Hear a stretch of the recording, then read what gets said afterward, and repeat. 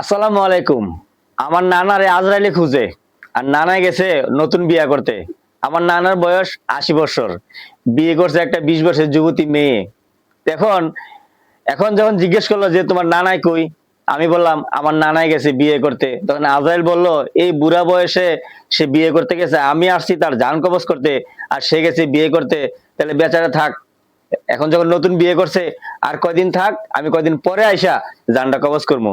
চিন্তা করেন, বিয়া করলে এই বুড়া বয়সে বিয়া করলে আজরাইলও ডরায়। আজরাইলও বয়স হয়ে গেছে, আমার নানা জানটা কবজ করলো না। আরে বুড়া নানা, তুমি বিয়া করতে গিয়ে বাচ্চা গেলা। তুমি যদি আজকে বিয়া করতে না যাইতা, তাইলে আজকে তোমার জানটা কবজ দিত। তো আমার নানার বয়সের মতো যারা বয়স্ক বয়স্ক নানারা আছেন, তারা অতি শীঘ্রই বিয়ে করেন। আর বিয়ে না করলে আপনার জানটা কবজ হয়ে যাবে।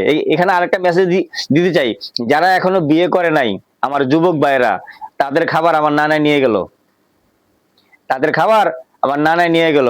আপনারা মুখে কলা নিয়ে বসে থাকেন, বিয়ে করতে পারবেন না। বিয়ে করার দরকার নাই আপনারা। আমার নানাই বিয়ে করবো সব। আপনার বিয়ে করে কি করবেন? না পারবেন খাওয়াইতে, না পারবেন পড়াইতে, না পারবেন কিছু করতে, আপনার কাজ কাম করেন না, বাদে মার মতো ঘুরবেন, টাকা ইনকাম করবেন না, তো বউরে খাওয়াইবেন কি? এর চেয়ে ভালো আমার নানাই বিয়ে করুক। আর আপনার যুবক ভাই যারা আছেন, তারা বাদে মার মতো ঘুরেন আর খান। আর সেরিগো পিছে পিছে ঘুরেন, বিয়া তো করবেন না, সেরিগো পিছে পিছে ঘুরেন। আর আমার নানায় টপিকটা নিয়ে গেল। ভিডিওটা শেয়ার করে দিবেন।